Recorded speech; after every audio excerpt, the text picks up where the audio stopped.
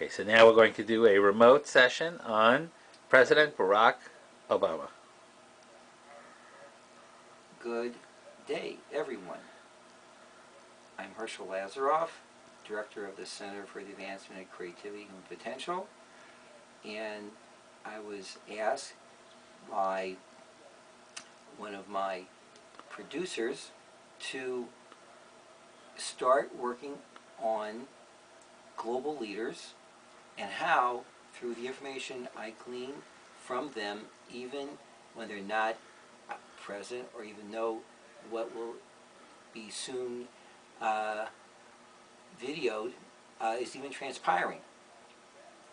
And the purpose of this is to glean from the gentleman I'm working on today, the President of the United States of America, President Obama, and see how, with what I'm doing that will help humanity, how this will help him in addition to everyone else on the planet. So I'm going to have the President in mind, and shortly, whatever ensues is typical of a session without the immediate feedback of the individual who I'm working with, and the purpose now is to receive information and give information that will benefit our President as well as all those in our country, and ideally even the entire human race. So I'm going to have the President in mind and go into the state in which I typically work with individuals and bring down information. And so for a few moments, a minute, maybe 2 minutes, you'll see me in what's called deep contemplation. And I will be back with you momentarily.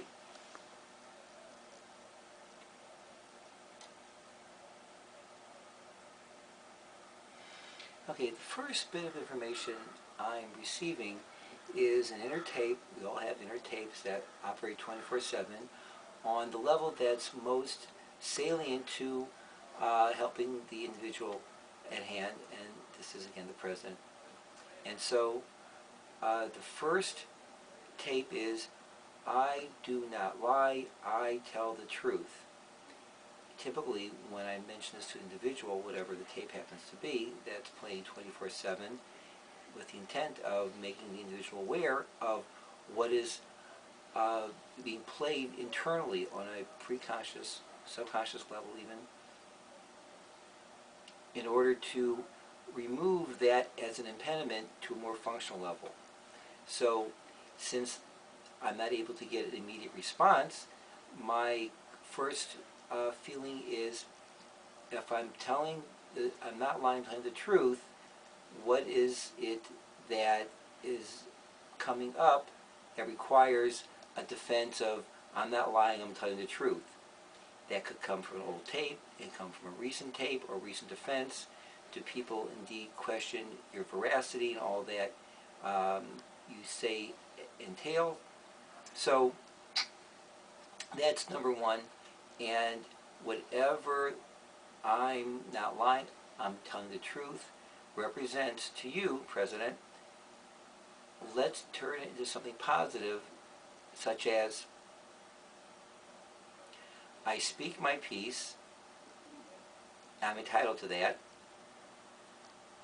and my fervent wish is all that I say benefits myself and my immediate nation and mankind only by speaking the truth. And that is my fervent wish. Next, there are 4 different areas in categories that I'd like to bring to your attention, that when you review them at your leisure, we can decide what it means, and I'm, for the purposes of this interaction, going to answer as a surrogate you to see what is going on and how this indeed may help you reformat, repattern old, non-productive, and less than optimal inner conceptualizations and patterns of belief. So the first one, and typically I give all 4 or 2, whatever comes out to be, in one shot, and it's written down, and category by category we dissect them. in together as I'm pushing buttons. So I'm going to now push buttons as if I'm not only me, but I'm also you, and I'll do it one at a time. So the first category that comes up is nowhere to go but home. So when President Obama, when you hear the words nowhere to go but home, what does that mean to you? The words I'm giving you or anyone else could indeed be a function of many different things. And one of the things is what you feel, what you think, what comes to mind, or what it means on the literal level. So nowhere to go but home. I feel it means I'm only understood and appreciated by those who really know me when I'm safe and in the confines of an environment that is non-threatening. So let's take that beyond those four walls and expand it to wherever I go, God protects me. Category number 2.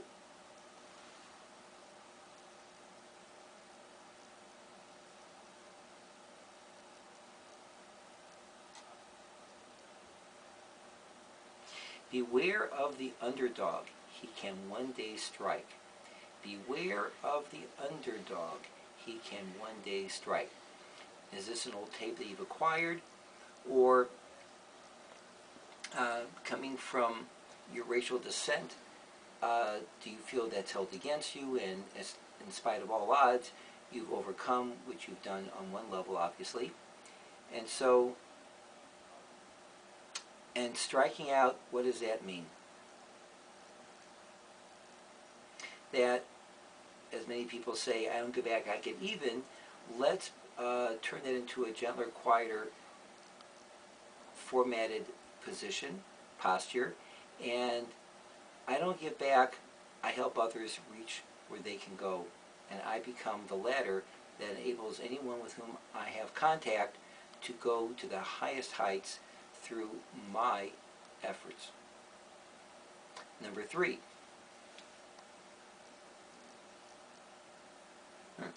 Perhaps you would like a change of pace. Perhaps you would like a change of pace. So when you hear those words, how do you feel?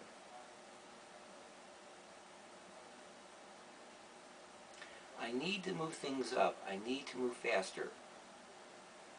And the faster I move, I will perhaps ensure I won't be caught.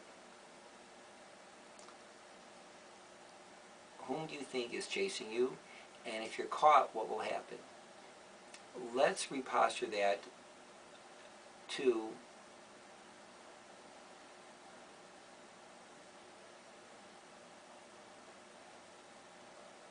there is no need to be caught.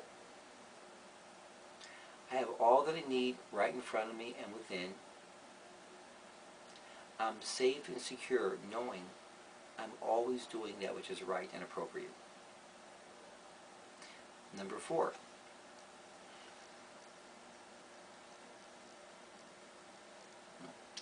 Please excuse me while I leave. Please excuse me while I leave. Do you have to take a breather? Do you have to excuse yourself for an internal conflict? And what I'm picking up is as soon as I'm uncomfortable, I leave.